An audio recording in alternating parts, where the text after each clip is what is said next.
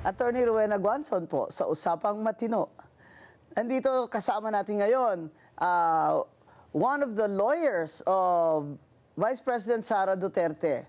At mapapaliwanag niya sa atin ang sino ba tong si Madriaga na ito at napakasikat itong na para bang kung pakwentuhin mo itong mga kalaban ni VP Sara, ito na talaga ang smoking gun. Ito na talaga ang pinaka-witness nila para sa impeachment complaint nila. Kaya andito po ngayon, kasama natin ang, bago ko lang ito nakilala, pero anak ito ng aking friend. Welcome, Attorney Salvador Panelo Jr. Yes, Salvador Paulo Panelo Jr. So, Attorney Paulo, Yes. welcome. Thank you for the invitation and thank you for having me. It's a privilege to be here with you.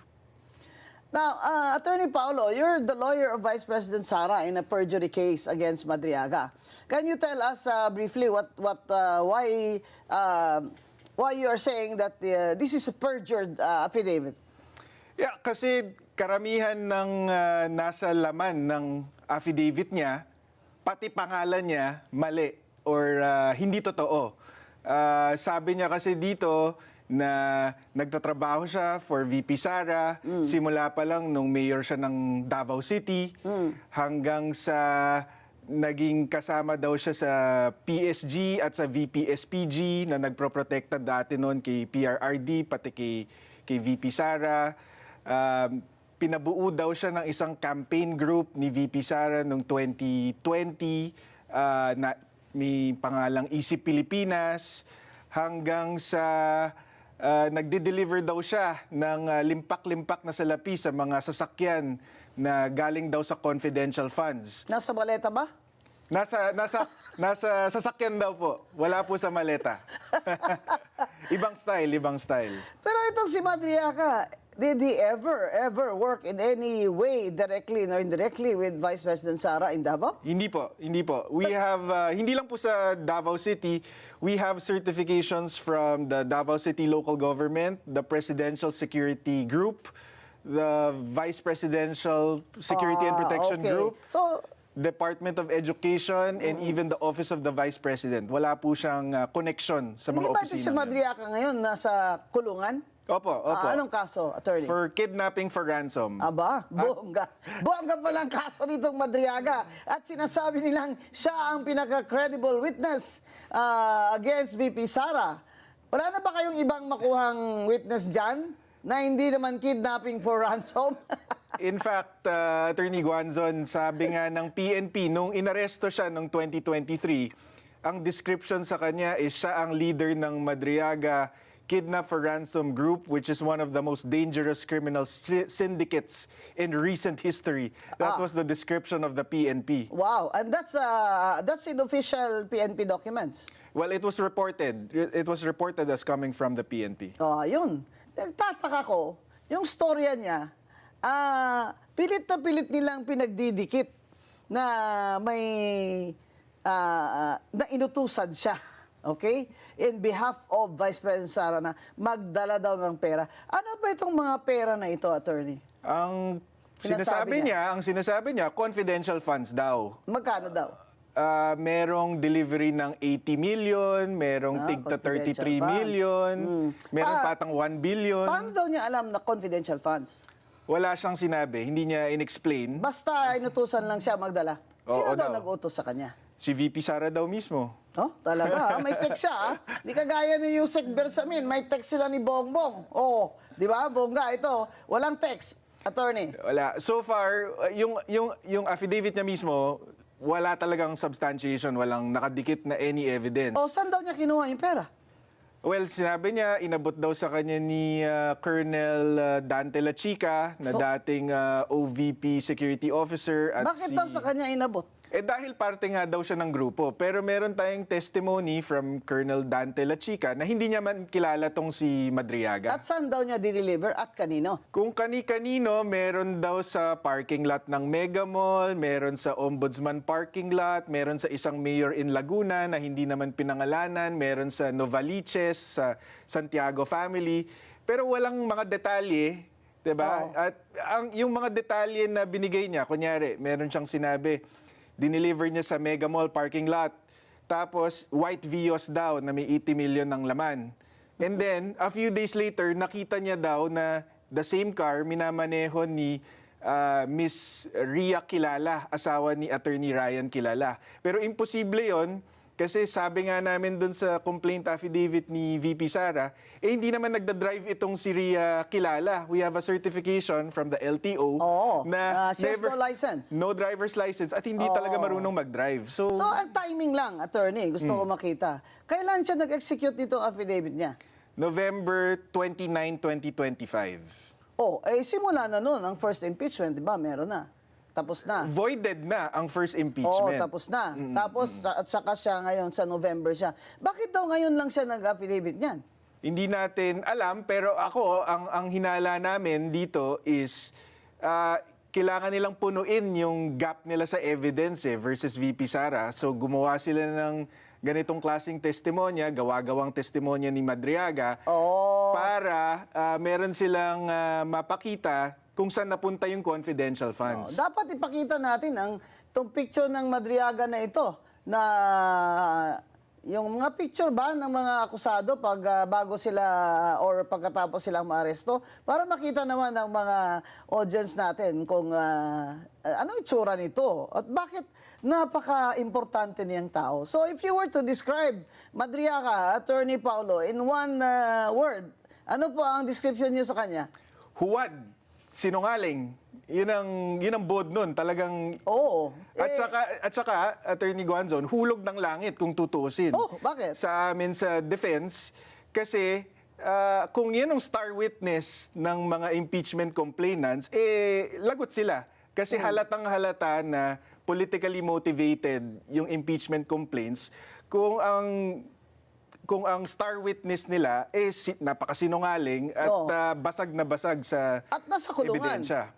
Nasa kulungan pa. Oh, ang magandang tanong doon, sino kaya nakahanap dito sa kay Madriaga na para sut-sutin ito na mag-affidavit? Sa palagay mo? Wala kaming ebidensya dito, Attorney Bing, pero halata sa amin, pag binasa mo yung Madriaga affidavit, na si former Senator Trillanes ang posibleng behind dito kay Madriaga. Bakit? Kasi doon sa Madriaga affidavit, kasama na dito lahat ng greatest hits ni Senator Trillanes versus the Dutertes. Oh. Merong allegation dito na nakakatanggap daw sila ng pogo money. Merong allegation na nakakatanggap sila ng drug money.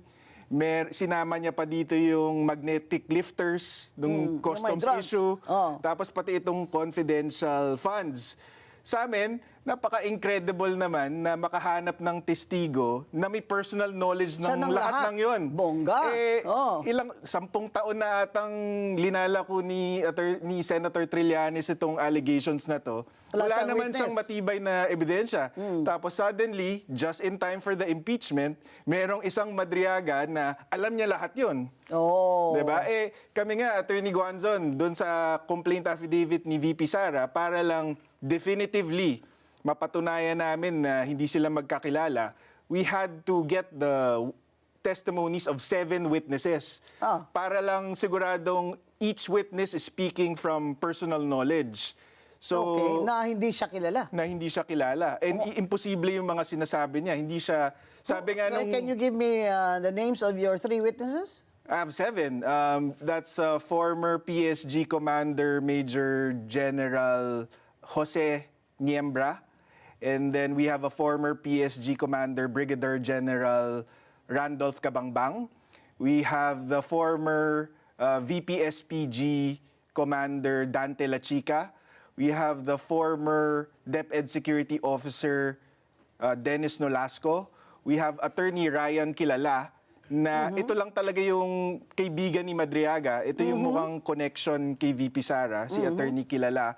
And then we even have testimony from Miss Ana Magnaye. She's an events organizer that handled the inauguration of VP Sara just to refute the insinuations na porke may picture si Madriaga with VP Sara during the inauguration. Ay, close na siya. Close na siya. May picture siya. Nakita ko nakabarong siya. Ito ma'am, Oo. doon sa testimony ni Ana Magnay, pinapakita niya doon na number one, hindi imbitado si Madriaga doon sa inauguration. He was just a last-minute replacement for attorney Kilala because hindi nga kilala ni VP Sara Bakit sino ba itong attorney Kilala at pinasubstitute niya yan sa kanya? Doon sa event na yon. Si attorney Kilala, associate dean dati ng San Sebastian, doon nakilala to ni VP Sara. Ba't naman niya kilala itong kidnapper?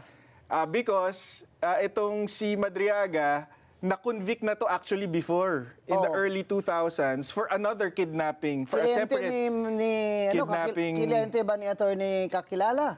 Hindi po, pero ang nag-handle po ng appeal niya sa Supreme Court ay yung San Sebastian Legal Aid. I see. So, doon niya nakilala itong si Attorney Ryan Kilala. Ano siya, indigent client. Yes. Oh. So, na-acquit siya doon, naging malapit siya sa mga staff, faculty ng San Sebastian Law, kasama itong si Attorney Kilala. Ginawa siyang parang alalay.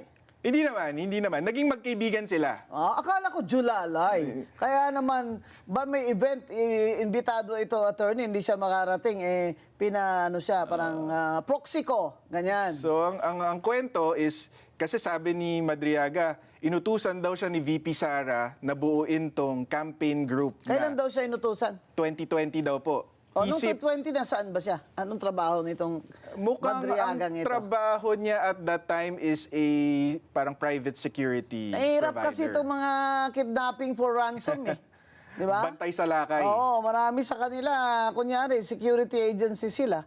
Sila din pala. Ang kikidnap doon sa mga anak ng mga kliyente nila o boss nila. Kaya, importante yun na ini-explain ni Attorney Panelo kung ano itong background niya at character nitong Madriaga.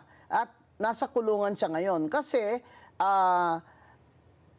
they are proving in the perjury case not only that nagsisinungaling itong si Madriaga, kung hindi, aside from that, na somebody is, he is a puppet and somebody is pulling the strings. Kasi kung titingnan mo, bakit naman si Madriaga bigla na lang susulpot ng ganyan kung wala siya makukuha? Di ba? The fact na nagkikidnapping for ransom siya, he is attracted to money. Di ba? Ano ito? Out of his good conscience, mag-affidavit siya, laban kay VP Sara dahil, siya? Anti-corruption, advocate.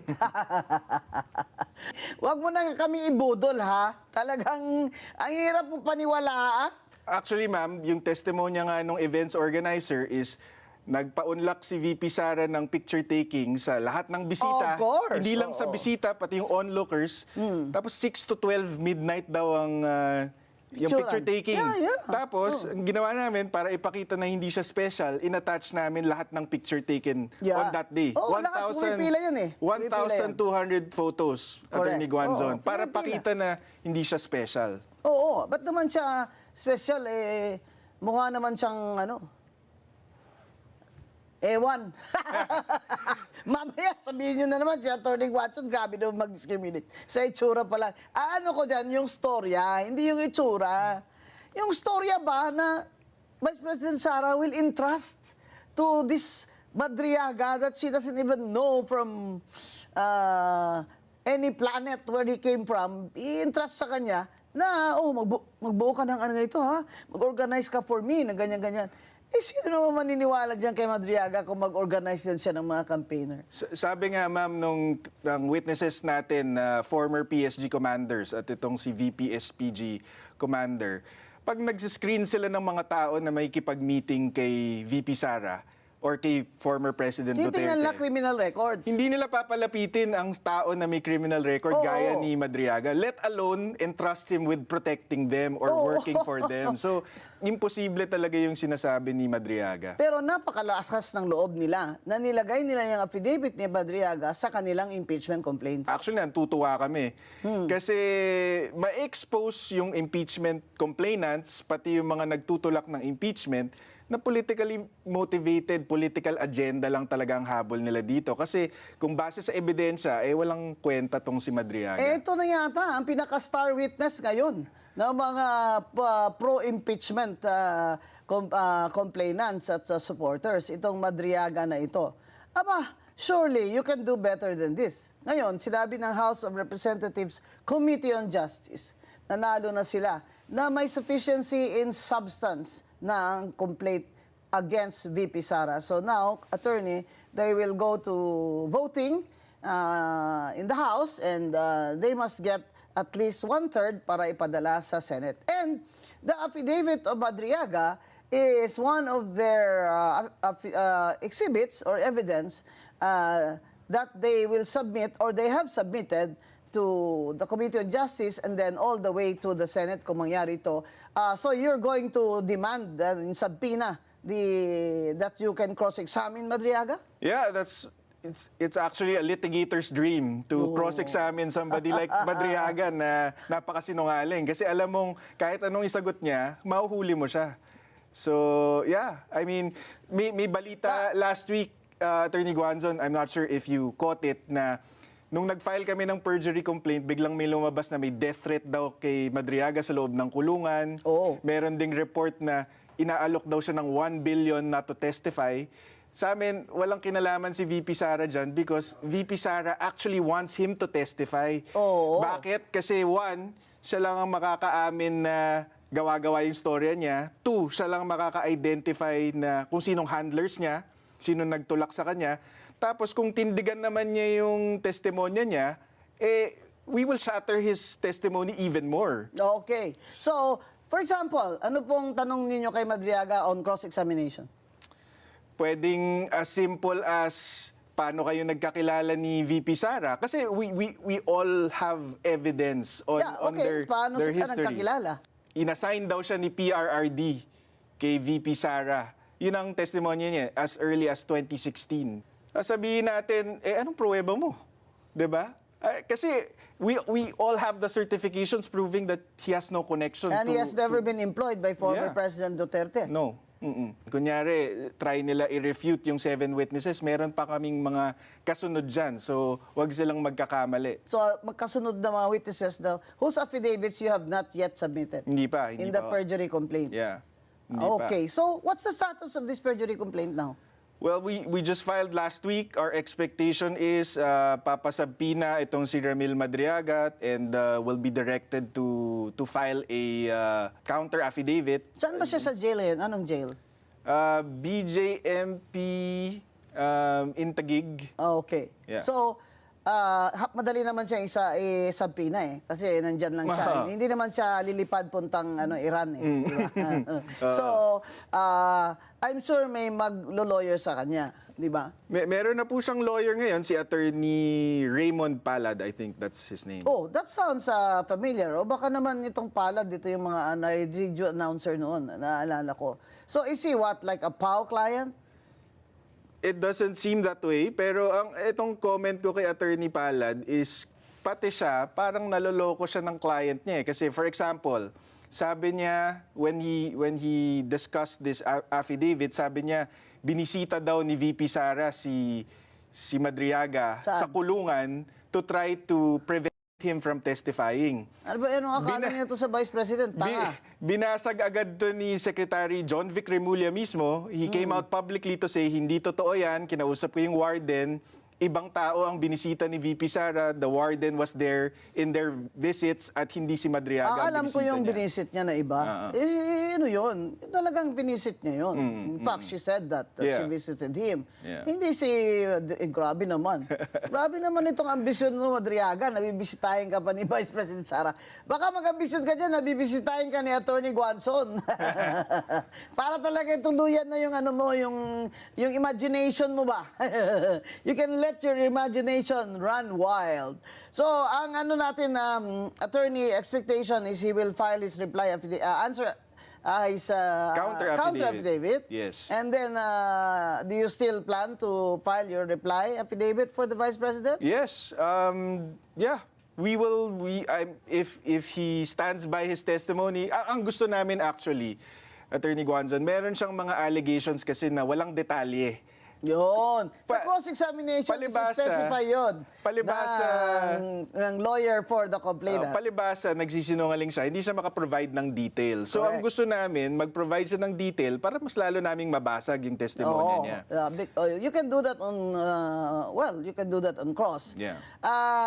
So you filed it in what prosecutor's office? Tagig, because that's where the affidavit was executed. Yeah. Was notarized? Yes, notarized. yes. And the notary public was a POW lawyer, a lawyer of the Bureau of Jail? I understand that this notary public was engaged by Attorney Palad. I think I saw an interview of him saying that. So dinala ng abogado niya. Opo. Oo. So, well, everybody's entitled to a lawyer, mga kaibigan. In fact, sa inyong ating constitutional right to due process, kailangan naman talaga may due process at lalo na sa criminal cases, ay kailangan talagang may abogado sila. Di ba? Sa mag-confession ka nga, kailangan in the presence pa of a lawyer. Di ba? Of your choice na ikaw pang pumili. Di ba? Pag ikaw ay inaaresto, kailangan basahan ka ng yung mga karapatan which they call the Miranda rights. So, ganyan ang mga kaso, kailangan may due process, di ba? Yung due process na yan, very important yan Kasi yung first impeachment na case nila kay VP Sara, sinabi ng Supreme Court na ang due process ay sa lahat ng step, dapat present yan. At in the case of the impeachment complaint, the first one versus VP Sara, ay na-violate yon ng House of Representatives. Kaya naman ngayon, makikita niyo mga kaibigan, masyado ng OA si Congresswoman Luistro. Hire the hands! Hire your hands! Hire your hands! So, masyado ng OA just to show the public and the Supreme Court na may due process talaga dito. Kaya ngayon, bibigyan na nila ng kopya ang lahat ng mga congressman at congresswomen. At lalo na, ibigyan na nila ngayon ng kopya ang nasasakdal ang pangalawang Pangulo ng Pilipinas. Kaya itong testimony, affidavit ni Madriaga is very important also in the impeachment case. Now, since he is their star witness, abangan natin ang magiging cross-examination ni Attorney Panelo Jr. dito kay Madriaga para mag-enjoy tayo. Ngayon, obvious naman talaga na ang impeachment ng mga kaso laban kay VP Sara ay political na. Or dati ng political, even the first one. Kasi siya naman talaga ang the woman to beat in 2028. Hindi ba? Matagal ko na sinabi yan. At sinabi rin dyan ni dating Senate President Frank Drilon that she's really the woman to beat. Sinabi rin ni dating Ombudsman Justice Conchita Carpio Morales that she's really ahead. Right? So, the only way for them to knock her out this early in the game, 2 years before the election, is to impeach her. But the biggest problem of the BBM administration is that they do not have the numbers in the Senate. In the Senate, they must get 16 senators to vote in favor of the impeachment. Nabawasan na sila dahil si Senator J.V. Ejercito ay nagsabi na malamang hindi siya pipirma dyan. At ang grupo ng NUP na partido ni na Congressman Puno at ng industrialist multi-billionaire na si Enrique Razon ay nagsabi na hindi sila pipirma dito sa impeachment na ito dahil wala namang bagong ebidensya. Ang bagong ebidensya nila, si Madriaga. Yes. Kaya napakalaki ng trabaho ni Attorney Panelo para sirain, pulbusin itong mga statements si Madriaga and show him that he is the fraud and liar that he is. So, ladies and gentlemen, friends, please, abangan ninyo mga susunod na kabanata dito sa Usapang Matino para ma-update tayo ni Attorney Panelo Jr. sa kasong ito. At good luck, Attorney Paulo Panelo. Thank you. It's good luck to you. Importanteng trabaho, sabi mo nga, pero hindi siya mahirap, ma'am. Kasi napakasinungaling, napakadaling basagin. Very good. So, we wish you luck. And Thank you. Thank you We will welcome you back here after the case is filed.